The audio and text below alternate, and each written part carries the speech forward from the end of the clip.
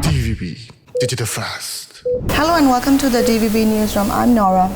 Joining me today is Benedict Rogers, the recently appointed Senior Director at Fortify Rights. Thank you for being here. It's a pleasure. It's great to be back at DVB.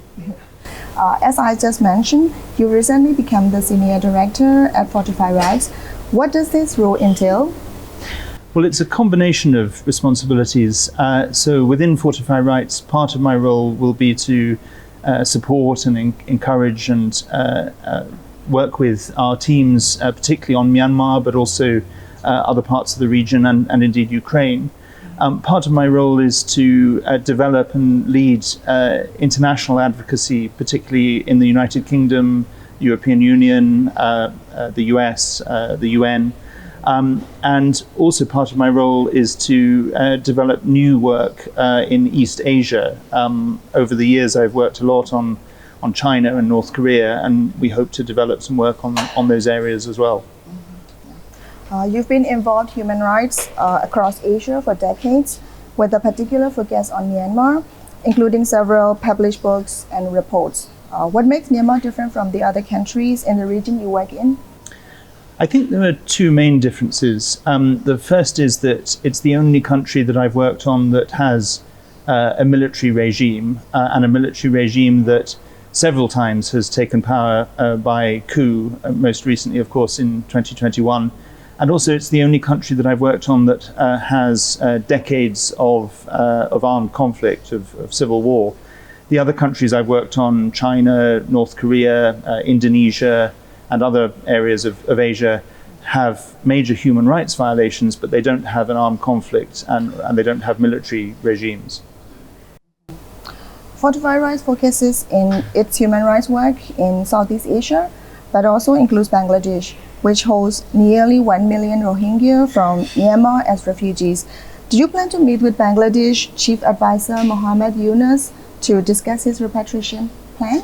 I don't personally have any plans to do that, but I know Fortify Rights and some of my colleagues are in touch with him and with his office.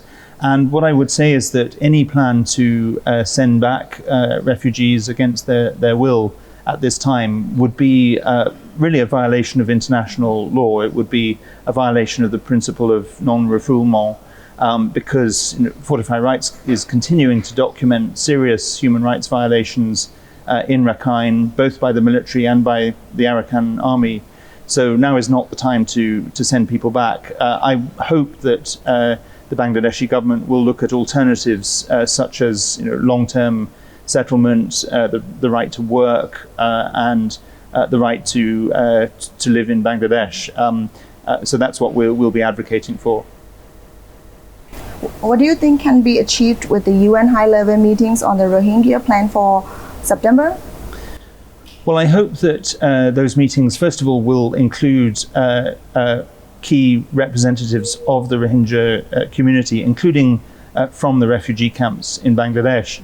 Obviously, the meeting is taking place in the United States, and the Trump administration currently has a ban on Myanmar passport holders from visiting the US. So I hope the Trump administration will make at least a temporary exemption to enable Rohingya of whatever passport they hold, but particularly if they hold a Myanmar passport, to be able to travel to the US. And I hope that the meeting will really serve to find long-term solutions for the Rohingyas, and especially when looking at the future of Myanmar, it's crucial that the Rohingyas are part of that future. So that's what I hope the meeting will address. The International Criminal Court Chief Prosecutor Karim Khan requested an arrest warrant for Min Aung Hlaing in November. Do you think this warrant for crimes against humanity perpetrated against the Rohingya will ever be issued? I think it's certainly possible. We've seen arrest warrants issued in the past for other perpetrators of mass atrocity crimes, and what we're seeing with the Rohingya is genocide, is crimes against humanity. So there's every reason why the arrest warrant should be issued. And there are other countries where there are political factors that prevent such things happening, but there's no reason really Of course, China and Russia are obstacles, but apart from that, there's no reason not to issue the arrest warrant. So I hope it will happen, and I hope it will happen soon. Last year, we had Fortify Rights Director John Quinley here in the newsroom to discuss international accountability for the crimes committed by the military. How can international justice be provided to the Rohingya and the latest victims of the 2021 military coup?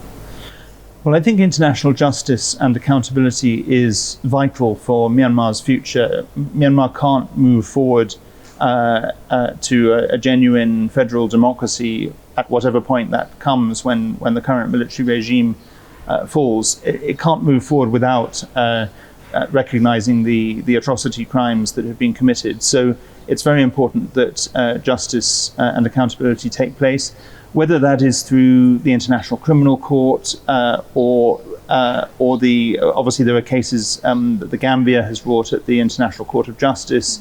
There are also universal jurisdiction cases, such as in Argentina. So those processes are already underway, and any one of those could be the way forward, or there could be some other process, an ad hoc tribunal. There are a lot of options, but it's very important that the international community supports justice and accountability. Fortify Rights paid a visit to the government in Dili, the capital of Timor-Leste, to discuss how it could play a role in holding Min Aung Hlaing and his generals accountable at the ICC. How would this work exactly? Well, when I joined Fortify Rights, I was very excited to hear about this because I used to spend a lot of time in Timor-Leste. Timor-Leste was actually the first country that I got involved with in terms of its human rights struggle, even before its independence. And Timor-Leste has become a very vibrant democracy that speaks out for democracy and human rights very actively.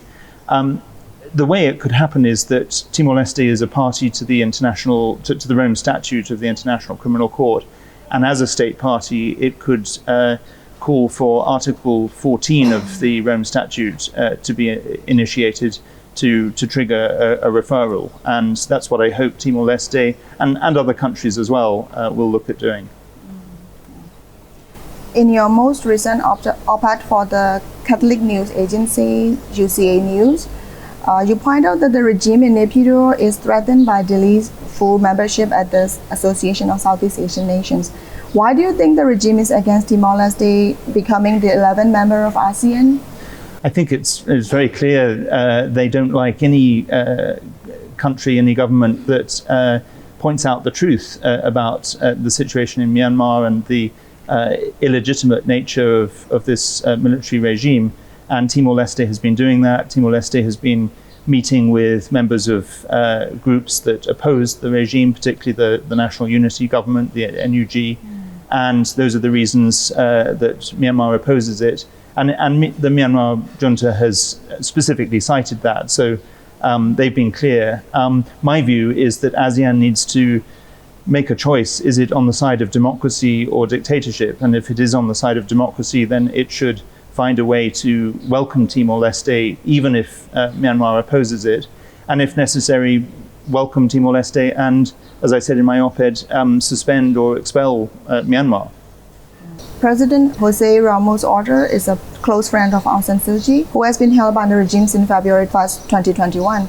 Do you think he and Malaysian Prime Minister Anwar Ibrahim, the current chair of ASEAN, will call for her release and push for peace in Myanmar? I certainly hope they will, and I can't speak so much about the Malaysian leader, but I know Jose Ramos Horta personally. I haven't seen him for a few years, but I used to meet him quite regularly. I know his support for Aung San Suu Kyi and for democracy in Myanmar is very strong and very long term, and so I would certainly encourage him to call for her release. And particularly once Timor-Leste has joined ASEAN, I hope Timor-Leste will play an active role in ASEAN in encouraging ASEAN to take a stronger line on Myanmar. Mm-hmm. Yeah. Next year, the chairmanship of ASEAN bypasses Myanmar and goes to the Philippines. Malaysia has only a few more months at the helm to push for the regional bloc's 5-point consensus peace plan before Manila take over. What do you see happening in ASEAN going forward? Well, I'm less familiar with Philippines politics than I am with some of the other member states of ASEAN. I know Malaysia and Indonesia quite well. I don't know the Philippines so well. But the good thing is that the chairmanship has not passed to one of the more authoritarian dictatorship member states, Vietnam, Cambodia, Laos. It's passed to a country like the Philippines that that has a history of democracy, that is an open society. So I hope the Philippines will play an active role in its chairmanship. Malaysia has played a very welcome active role during its chairmanship, and I hope the Philippines will build on that. At the international level, the crisis in Myanmar since the 2021 coup is rarely discussed. Since the devastating March 28 earthquake, international aid has flowed to the regime, with survivors seeing very little assistance. How will you continue to advocate on behalf of Myanmar people going forward? Well, I'm very concerned that, as you say, the situation in Myanmar is not higher up the international agenda. It certainly deserves to be after the terrible coup in 2021, all of the atrocities that we've seen since then, and the humanitarian catastrophe that came from the earthquake.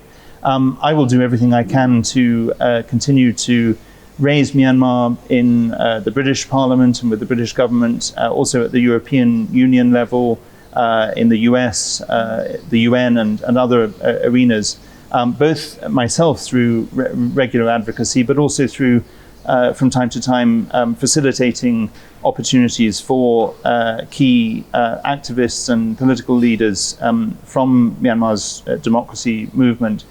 Just recently, I had the privilege of hosting and arranging meetings for Dr. Sasa, the Minister for International Cooperation in the NUG, and I hope I'll do more of that kind of thing. I think it's crucial to try to get the situation of Myanmar higher up the international agenda, particularly ahead of the planned sham elections that Min Aung Hlaing intends to hold. It's crucial that the international community does not support those elections and that it does pay attention to the human rights crisis in Myanmar. As we wrap up, is there anything else you would like to share with the people of Myanmar? I think I would just say to the people of Myanmar who are watching this, I have been working on Myanmar for about 25 years. I've visited Myanmar and the border areas, I think more than 60 times. I was deported from Myanmar in the past, not once, but twice. And I will never abandon or forget Myanmar. For me, this is a lifelong commitment, and I will do everything I can, together with my colleagues, our team in Fortify Rights, to ensure that the situation in Myanmar is addressed by the international community, that there is justice and accountability, and I will continue to work for a genuine federal democracy and genuine peace and freedom for all the people of Myanmar. Thank you for your time today. Thank you.